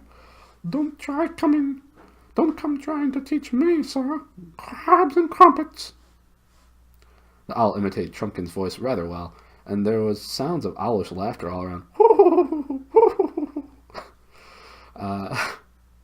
You're welcome. The children began to see that the Narnians all felt about Trumpkin as people feel at school about the crusty teacher whom everyone is a little afraid of and everyone makes fun of and nobody really dislikes. "How long is the king going to be away?" asked Scrub. "If only we knew," said Glimfeather. "You say there's been a rumor lately that Aslan himself has been to the islands in Terabithia, I think it was, and the king said that he would make one more attempt before he died to see Aslan face to face again, and ask about who it is to be king after him. But we're all afraid of that. If he doesn't meet Aslan in Terabithia, he'll go on east to the Seven Isles and the Lone Islands, and on and on. He never talks about it, but we all know he has never forgotten the voyage to the world's end. I'm sure in his heart of hearts he wants to go there again." There's no good waiting for him to come back," said Jill. "No, no good," said the owl. "Oh, what a to-do! If only you two had known and spoken to him at once. He had arranged everything, probably given you an army to go in search of the prince. Jill kept quiet at this and hoped Scrub would be smart enough not to tell all the owls why this didn't happen. He was, or very nearly, that is, he only muttered under his breath, "Well, it wasn't my fault," before saying out loud, "Very well, we'll have to manage without it. But there's just one thing I want to know. If the Owl's Parliament, as you call it, is all fair and above board and means no mischief, why does it have to be so jolly secret, meaning a ruin and dead of night and all that?" "Toho, toho," hooted several hours. "Where should we begin? Why would anyone meet except at night?" "Oh, you'll see," explained the Limb-Feather. "Most of the creatures in Narnia have such unnatural habits. They do things by day, in broad blazing sunlight, when everyone ought to be asleep. And as a result at night, they're so blind and stupid that you can't get a word out of them. So we owls have gotten the habit of meeting at sensible hours on our own when we want to talk about things." "I see," said Scrub. "Well now, let's get on. Tell us all about the Lost Prince." Then an old owl, not Limb-Feather, relayed the story. "About 10 years ago it appeared, when Rilian, the son of Caspian, was a very young knight. He rode with the queen, his mother, on a May morning in the north parts of Narnia. They had many squires and ladies with them, and all wore garlands of fresh leaves on their heads and horns at their sides.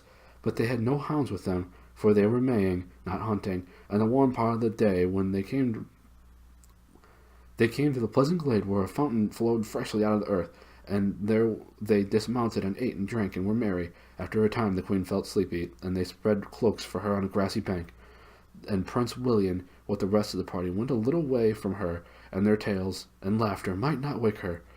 And so presently a great serpent came out of the thick wood and stung the queen in her hand. All heard her cry out and rushed toward her. And William was the first at her side. He saw the worm gliding away from her and made after it with his sword drawn. It was great, shining, and as green as poison, so that he could see it well, but it glided away in thick bushes, and he could not come at it. So he returned to his mother, and found them all busy about her. But they were busy in vain, for at the first glance of her face William knew that no physic in the world would do her good. As long as the life was in her, she seemed to be trying hard to tell him something, but she could not speak clearly, and whatever her message was, she died without delivering it. It was hardly 10 minutes since they had first heard her cry. They carried the dead queen back to Cair Paravel, and she bitterly mourned by William, and by the king, and by all of Narnia.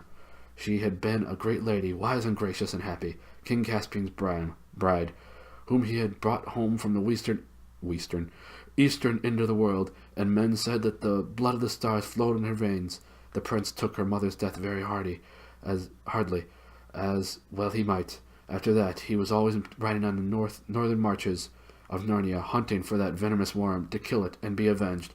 No one remarked much on this, though the prince came home from these wanderings looking tired and distraught. But after a month after the queen's death, some say they could see a change in him, that there was a look in his eyes of a man who has seen visions, and though he would be out all day, his horse did not bear signs of hard riding. His chief friend among the older courtiers was Lord Drinian, who had been his father's captain on that great voyage to the east parts of the world.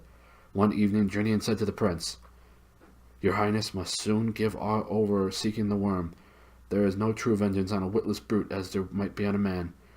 You weary yourself in vain." The prince answered him, "My lord, I have almost forgotten the worm these 7 days." Drinian asked them why, if that were so, he rode so continually in the northern wood. "My lord," said the prince, "I have seen there the most beautiful thing that I have ever made." "Fair prince," said Drinian, "of your courtesy, let me ride with you tomorrow, that I may also see this fair thing." "With a good will," said William. Then, in good time, and the next day, they saddled their horses and rode a great gallop into the northern woods, and alighted at the same fountain where the queen got her death.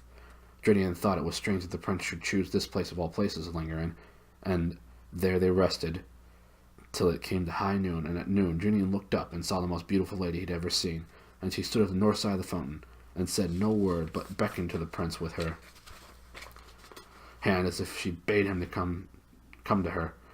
And she was tall and great, shining and wrapped in a thin garment as green as poison, and the prince stared at her like a man out of his wits. But suddenly the lady was gone. Drinian knew not where, and they, too, returned to Cair Paravel. It stuck in Drinian's mind that this shining green woman was evil. Drinian doubted very much whether he ought not to tell his adventure to the king, but he had little wish to be a blab and a talebearer, and so he held his tongue.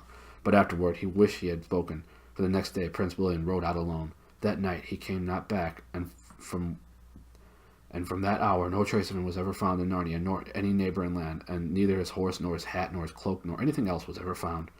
Then Drinian, in the bitterness of his heart, went to Caspian and said, Lord King, slay me speedily as a great traitor, for by my silence I have destroyed your son. And he told him the story. Then Caspian caught up a battle-axe and rushed upon the Lord Drinian to kill him, and Drinian stood still as stock for the death blow. But when the axe was raised, Caspian suddenly threw it away and cried out, I have lost my queen and my son. Shall I lose my friend also?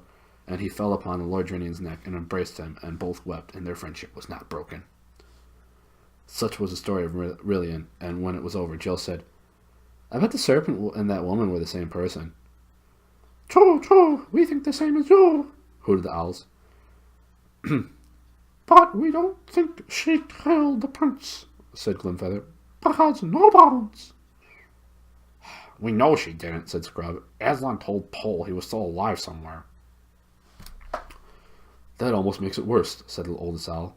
It means she has some use for him and some deep scheme against Narnia. Long ago, at the very beginning, a white witch came out of the north and bound our land in snow and ice for 100 years, and we think this might be of the same crew.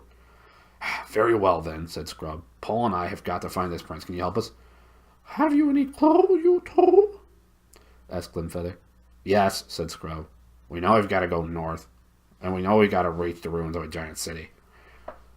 At this, there was a greater tooing than ever, and the noises of birds shifting their feet and ruffling their feathers, and then all the owls started speaking at once.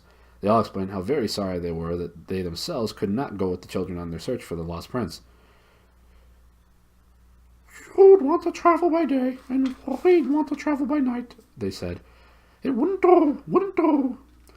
One or two owls added that even here in the ruined tower it wasn't nearly so dark as it had been when they began, and that the Parliament had been going on quite long enough. In fact, the mere mention of a journey to the ruined cities of the giants seemed to have dampened their spirits of these birds. But Glimfeather said, If they want to go that way, into Edismore, we must take them to one of the Marshwiggles.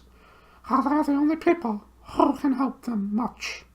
True, do, said the owls. Come on, then, said Glimfeather. I'll take one, who will take the other. That must be done tonight. I will, as far as the Marshwiggles, said another owl. Are you ready? said Glimfeather Jill. I think Pole's asleep, said Scrub. End of chapter 4. Just in time, too. We did it. I need water. Those owl voices. I like how I gave up on the one elder owl sounded like anything other than a human.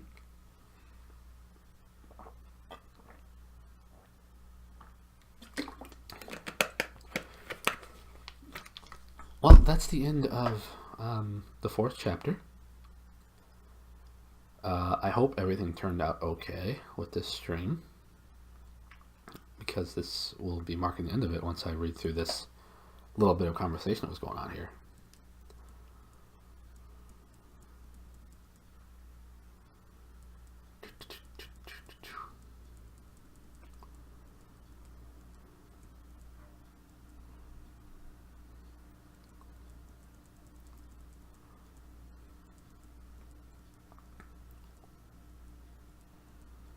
Ooh, more stuff going on. Okay, here we go.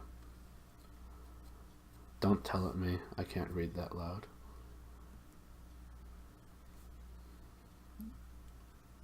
Sup, ladies? You over here, the Goji. Hey. And yes, please look into a terror should you ever be inclined or once it's on sale. I'm sure I will. Thanks for telling me. I'm sorry for telling it you. Please forgive me. You didn't tell it me. Oh gosh, I can't type. Wait, some people can type? Not to me. Took me 5 times to shout out V. Thank gosh Ray was here to save me. Shouting is my specialty. I'm so very loud. 2 days with no sleep. I'm very quiet. Rob, I can't believe it. Loud is not allowed. Thank you for shouting out Oscar. Who needs sleep? Not me. I tell you what, Carl. I yell you what, Carl. Weird pipal sleep.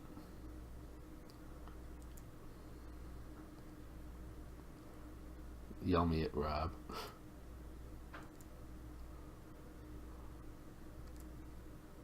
Call us for a long time, Oscar. She had better things to do and apparently cooler people to hang out with. I only have one IRL friend though. I thought I was your IRL friend. So now we're not even friends anymore. I don't know how much more this I can take.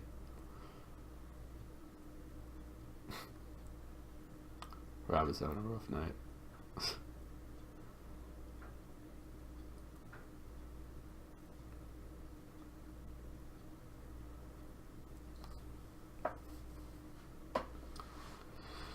Welcome back, Rez. I just finished the last chapter that I'm doing tonight. So there's that. Sorry that the buffer is not kind. Ready. But yeah, that'll do it for this read stream. I read about 63 pages, so good start. Probably want to get around that each time. So we can finish this in about 4 streams. So you know, I hope everybody enjoyed. Thank you for everybody that came out and hung out. Whether they were lurking hardcore, or falling asleep, or participated in chat, or just popped in real quick for a couple minutes. All so very appreciated. You all make this so worthwhile doing. I appreciate you more than I could properly say. And I hope to see a bunch of you again the next time. Once my internet's actually not crappy, I'll hopefully be able to continue with Earthbound and or Link to the Past. But thank you all for being here. No problem for streaming / reading. I hope you enjoyed it. I hope it wasn't too bad with my internet kind of acting up and me dropping 40,000 frames. Thanks for being here, Summer. Thank you all for being here. Have a wonderful week ahead of you. Stay safe, stay healthy, and I will see you all around. Lots of love. See you later, guys, gals. Y'all are awesome. Yeah.